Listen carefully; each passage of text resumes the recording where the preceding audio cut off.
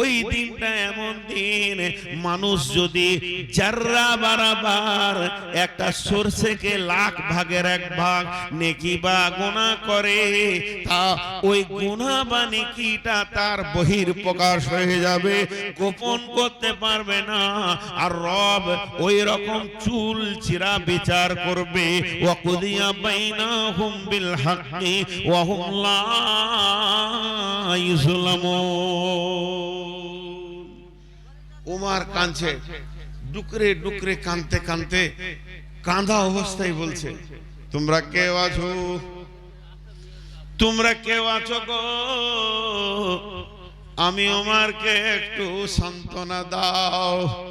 আমি ওমর ভেঙে পড়েছি, আমাকে একটু স্থিরতা দাও, আমার কান্নাটা বন্ধ করো।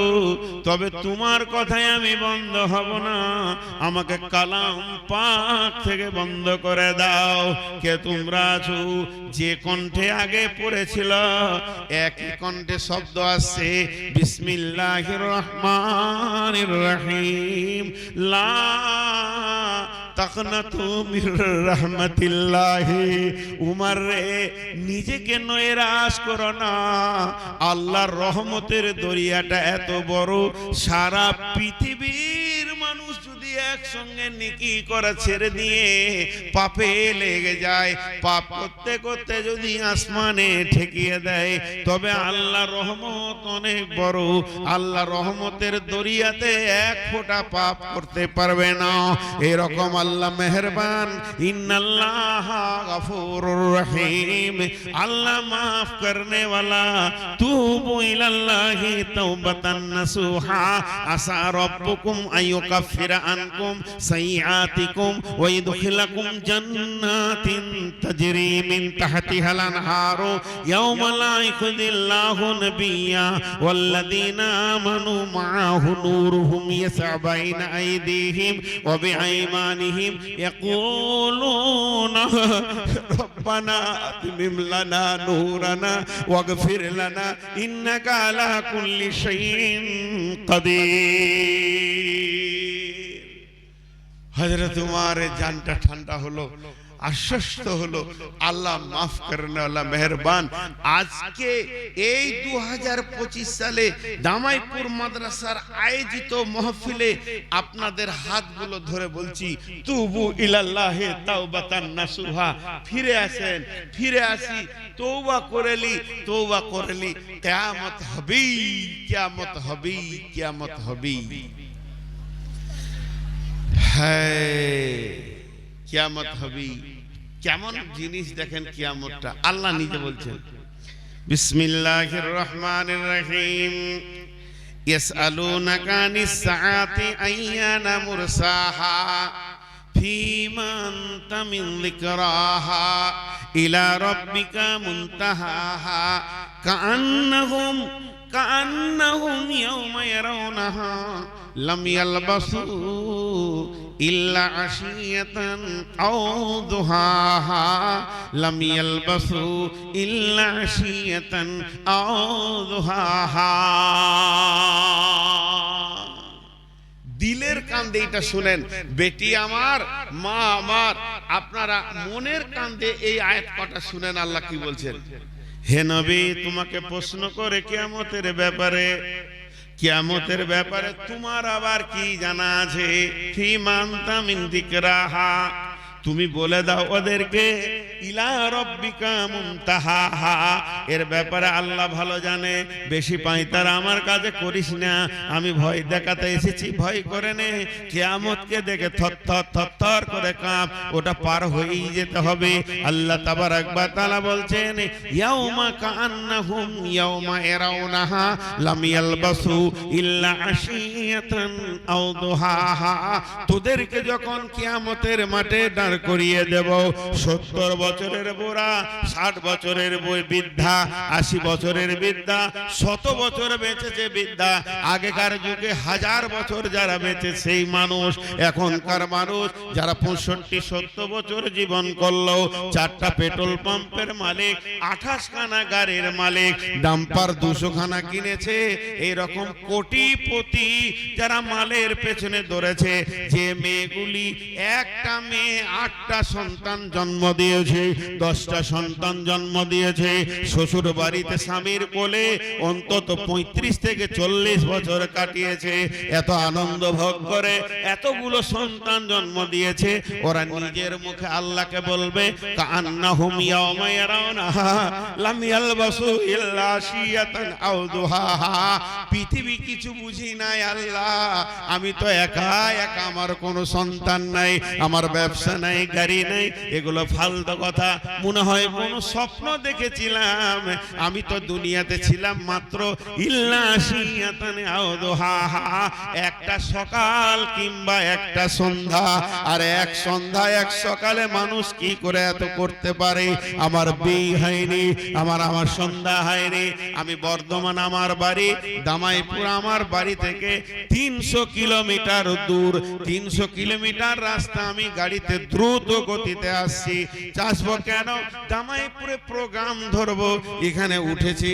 আপনারা জিজ্ঞেস করলেন কোথায় ছিলেন, আমি বললাম বাড়ি থেকে এলাম, কিন্তু মাত্র ধুলিয়ান কি ফারাক্কাতে 1 কাপ চা খেয়েছি, এর বেশি ওখানে দাঁড়াই নাই। 1 কাপ চা বা একটা বিস্কুট, এর বেশি ওখানে দাঁড়াই নাই। আমি কোনো সময় বলছি না, 10 মিনিট বলছি না, 15 মিনিট বলছি না, 1 ঘন্টা বলছি না, আমি খালি বললাম উমর পরে গাড়িটা দাঁড় করিয়ে একটা চা, 1 কাপ চা আর একটা বিস্কুট, এর বেশি সময় ওখানে দিইনি। আপনারা কি ভাববেন 3 মিনিট 5 মিনিট হাঁটলে 10 মিনিট, তেমনি এই রাস্তার মাঝে একবার ব্রেক করেছি। ওরা বলবে আল্লাহ তোমার কাছ থেকে মায়ের পেট হয়ে তোমার কাছে ফিরে গেলাম, কোথাও দাঁড়াই নাই, দুনিয়াতে খালি একটা সকাল বা একটা সন্ধ্যা ছিলাম। ইয়া কান্নাহুম ইয়াওমা ইয়ারাউনাহা লাম ইয়ালবাসু ইল্লা আশিয়াতান আও দুহাহা। আল্লাহ এবারে এরকম খাতা দেখাবে, দেখ কতগুলা সুদ খেয়েছিলি, আমাকে বুঝিয়ে দিছিস তুই, তোর সুদের লিস্ট খালি দেখ, তুই জুয়াতে কতক্ষণ দিয়েছিস দেখ, তুই দামাইপুরে মাদ্রাসায় জালসা শুনতে যাব বলে মেলাতে কতক্ষণ কাটিয়েছিস দেখ, আমার কাছে সব আছে। সুম্মা তুরাদ্দুনা ইলা আলিমিল গায়বি ওয়াশ শাহাদাতি ফায়ুনাব্বিউকুম বিমা কুনতুম তা'মালুন, তুমি যা করেছো আল্লাহ বুঝিয়ে দেবে। এর নাম কিয়ামত। আমি তখন থেকে একটা ভাষা খালি বলছি, কিয়ামত হবে। কিয়ামতটা কেমন হবে এটা বলিনি, এখনো কিয়ামতের ময়দানে পরিস্থিতিটা আমি বলিনি, কিয়ামত হবে এর উপরে 1 ঘন্টা গেল। তো আমি আপনাদেরকে একটাই জিনিস বোঝাতে চাইছি, কিয়ামত হবে। আপনার মন আর আমার মন বুঝেছে তাও হবে, আপনার আমার বুঝে আসেনি তাও হবে। আমরা পাপ ছেড়ে তওবা করব তাও হবে, আমরা পাপ ছাড়বো না, তওবা করব না, যেমন আছে এমনি থাকবো তাও হবে। আল্লাহ আপনার আমার অপেক্ষা করে না, কিয়ামত করবেন। আল্লাহ নিজে বলছেন কাল্লা সাওফা তা'লামুন সুম্মা কাল্লা সাওফা তা'লামুন, অতি সত্বর তোরা জানতে পারবি কিয়ামত। তাহলে কত দূর মাঝে একটা কথা আপনাদেরকে বলবো হাদিসটা বলার আগে।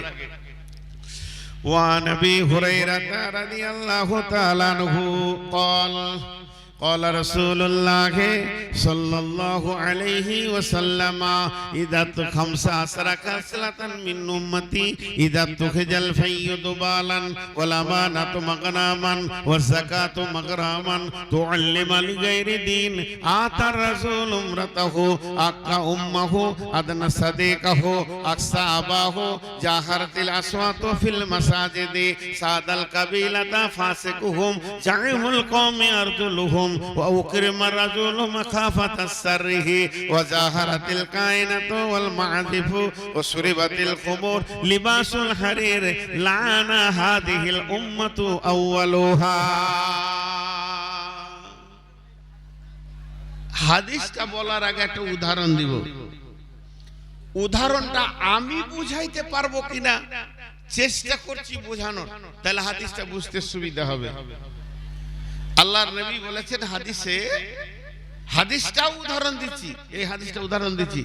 ভাই আপনারা উঠছেন কেন? আপনারা উঠছেন কেন? বসেন। আল্লাহর নবী বলছেন মুনাফিকের আলামত হলো তিনটি। আয়াতুল মুনাফিকি সালাসা, ইজা হাদাসা কাযাবা ওয়া ইজা ওয়াদা ফাখলাফা ওয়া ইজা তুমিনা খানা। যারা মুনাফিক হয় তাদের আলামত হচ্ছে তিনটি। মিছে কথা বলবে, মিছে কথা বলবে, আমানতের খেয়ানত করবে, আর ওয়াদা খেলাপ করবে। এবার মাঝে বলি আরেকটা কথা, এই তিনটে আলামত মুনাফিকের পরোক্ষভাবে তিনটে আছে, এগুলো প্রত্যক্ষ সরাসরি, আর পরোক্ষভাবে তিনটে কি আছে? ফজর আর এশার নামাজে মুনাফিকদের কষ্ট হবে, অল্প কথায় গালাগালি করবে, মুখ খারাপ করে মুনাফিক। আর জিহাদের ময়দান থেকে যারা পালিয়েছিল, এই পালানো অভ্যাস যাদের আছে এরা মুনাফিক। এই আলামত গুলো বললে এবার ধ্যান দেন, আমি যেটা বোঝাতে চেয়েছি। এই ধরেন কোন একটা ব্যক্তির ওই তিনটি অভ্যাস আছে, কিছু বলছিলেন? ধৈর্য ধরে বসে থাকো, টাকা হাতে থাকলে গা গরম হয়, খেপা কাউকে দিতে হয়। এবার যে আলামত গুলো রসুল বলেছেন, ওই আলামত গুলো একটা লোকের কাছে পাওয়া যাচ্ছে।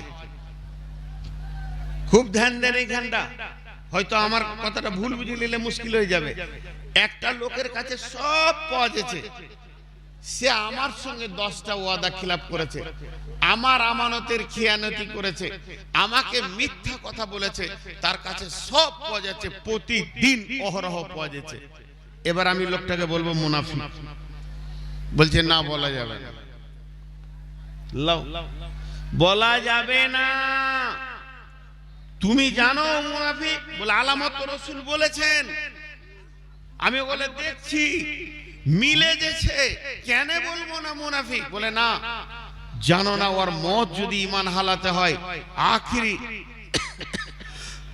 অবস্থায় যদি ও তওবা করে মরে, তো ওকে মুনাফিক আর জাহান্নামী তুমি বলতে পারো না। তোমার মতটা মুনাফিকের মত হয়ে যেতে পারে, অতএব তুমি কাউকে বলতে পাবে না। তাহলে আমার আর একটা প্রশ্ন এসে গেল, তাহলে রসুল বললে কেন মুনাফিক? রসুল বললেন এই জন্য, ওই আলামত গুলো যার কাছে তুমি পাবে তার থেকে তুমি নিজেকে বাঁচাও, বাস। তুমি ওই রকম লোক থেকে নিজেকে বাঁচো। তুমি লোককে বলে বেড়াও, এই লেগে আলামত গুলো বলা হয়নি। আলামত গুলো এই জন্য, প্রতীক চিহ্ন গুলো বলা হয়েছে যে ওই লোকটা থেকে তুমি বাঁচবে, ওর সঙ্গে কারবার করবে না, ওর বেটা বেটিকে বহু জামাই বানাবে না, তুমি ওর থেকে দূরে থাকবে। এখন যেগুলো বলবো এগুলো কিয়ামতের আলামত। কিয়ামতের আলামত মানে আমি মানুষকে নেকেট করছি না। এইগুলো যখন তুমি দুনিয়াতে দেখবে, তো তুমি আমলকে রেডি করো, আমলকে রেডি করো। কেন? পূব দিকে ঘন কালো মেঘ উঠেছে, পূব দিকে ঘন কালো মেঘ আর ঝড় উঠেছে, শন শন করে বিজলি পানি আসছে আর কড়াক কড়াক করে বিজলি মারছে। তখন আপনি যদি আপনার বেটা বেটিকে বলেন, এই বেটা ধান গলা তোল, ধান গলা তোল, ভুট্টাটি তুলে লে ভুট্টে, এই কাপড় গলা বেটিকে মা খাদিজা কাপড় গলা গুটিয়ে এলে, এই যে মালগুলোকে সেমটেলিছেন ভিজে যাবে বলে, এইটা ওইটাকে দেখে, তো এই দুনিয়াতে যদি ওই কালো মেঘ দেখতে পাও, তো তখন মুমিনদেরকে আল্লাহ রাসূল বলছে তোমার কাজ হবে আমলটাকে তুমি রেডি করো, তাড়াতাড়ি কিয়ামত চলে আসছে, এখনই কিয়ামত হয়ে যাবে। তা তুমি ওদের দিকে আর অত ধ্যান জ্ঞান দিতে যেও না, তুমি নামাজ রোজাগুলোকে ঠিক করো। তোমার যে আমল নামার ব্যাগটা আছে ওটা খুলে বারবার দেখো যে ওখানে নামাজ রোজাগুলো ঢুকেছে কিনা, যে সামানটা নিয়ে তোমাকে ওই পারে যেতে হবে ওই সামানের কোনো ঘাটতি আছে কিনা, কাউকে গালি দিয়েছো কিনা তার কাছে মাপ চেয়ে নাও, কাউকে বড় কথা বলেছো তার কাছে ছোট হয়ে যাও, আর কারো কাছে ঋণ আছে শোধ করে দাও। তার মানে তুমি ওই পারের প্রস্তুতি নাও। কেন? আল্লাহ নবী একটা হাদিস বর্ণনা করছেন, আম্মা জান আয়েশা বলছেন, ওয়া আয়েশা রাদিয়াল্লাহু তাআলা আনহা আনিন নবী সাল্লাল্লাহু আলাইহি ওয়াসাল্লাম একজুজাইসুল কাবাতা ফাইদা কানু বিবাইদা ইল আরদি ইখসাফু বিআউয়ালিহিম ওয়া আখিরিহিম ক্বালাত কাইফা ইখসাফু বিআউয়ালিহিম ওয়া আখিরিহিম ফীহিম আসওয়াকুম ওয়া মান লাইসা মিনহুম ইয়া রাসূলুল্লাহ ক্বালা রাসূলুল্লাহ সাল্লাল্লাহু আলাইহি ওয়াসাল্লাম ইখসাফু বিআউয়ালিহিম ওয়া আখিরিহিম সুম্মা ইবআসুনা আলা নিয়াতিহিম। এই হাদিসটা থেকে পরিষ্কার হয়ে যাবে, একটু ধ্যান দেন। আল্লাহর নবী বলছেন, আম্মা জান আয়েশা বর্ণনা করছেন, মা আমার বোন আমার, একদল লোক তারা নিয়ত করবে কাবাকে ভেঙে ফেলে দিব, কাবাকে আর মাটিতে রাখবো না, ভেঙে গুড়িয়ে মিসমার করে দিব। যখন ওই লোকগুলো কাবাকে ভাঙার জন্য দল বেঁধে আসবে, কাবার কাছাকাছি এসে যাবে, রাত হয়ে যাবে, ওরা ওখানে তাঁবুগুলোকে খাটিয়ে নেবে, বিছানা করে নেবে, রাতে শুবে আর নিয়ত করবে রাতে রাজা আরাম করে নে, সকালে উঠি কাবাটা ভেঙে দিব, এই নিয়তে শুয়ে যাবে। বিশ্বনবী বলছেন ইখসাফু বিআউয়ালিহিম ওয়া আখিরিহিম, ওই রাত্রিতে ভয়ানক ভূমিকম্প হবে, এমন ভূমিকম্প হবে রে, তখন সমস্ত লোক এলাকার মারা যাবে। আম্মা জান আয়েশা প্রশ্ন করলেন, কাইফা ইখসাফু বিআউয়ালিহিম ওয়া আখিরিহিম ফীহিম আসওয়াকুম ওয়া মান লাইসা মিনহুম ইয়া রাসূলুল্লাহ, ইয়া রাসূলুল্লাহ ওখানে তো সবাই কাবা ভাঙার নিয়তে ঘুমাবে না, ওরা কত গুটি কয়েক লোক খারাপ নিয়তে ঘুমাবে, আর বাকি লোক ফজরের নামাজের নিয়তে ঘুমাবে, কাজের নিয়তে ঘুমাবে, যে যেমন ঘুমায় ওরকম ঘুমাবে, ওদের মতো নিয়ত কারো থাকবে না, সবাই কেন মরে যাবে, এটা আমার বুঝে আসলো না। আল্লাহ নবী বললেন ইখসাফু বিআউয়ালিহিম ওয়া আখিরিহিম, সবাই মরে যাবে, এটাই সত্য। সুম্মা ইবআসুনা আলা নিয়াতিহিম, আর একবারে নিয়তের কারণে কিয়ামতের দিনে বিভাজন হবে।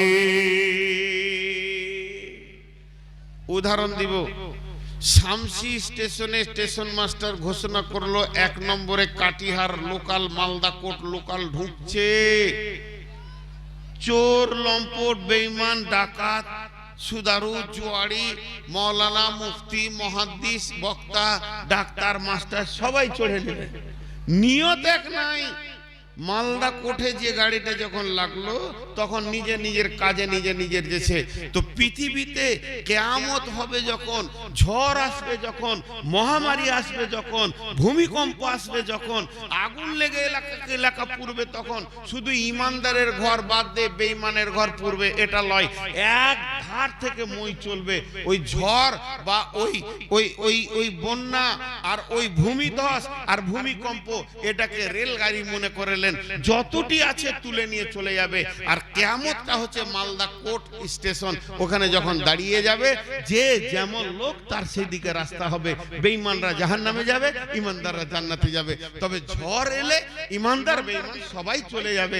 তাহলে এখান থেকে কি বুঝলেন যে বেঈমানদের বেঈমানির কারণে এলাকাতে ভূমিকম্প হতে পারে। তাহলে তোমাকে আমাকে কখন যাব আমি জানি না, তার জন্য আমলকে রেডি করে থাকতে হবে।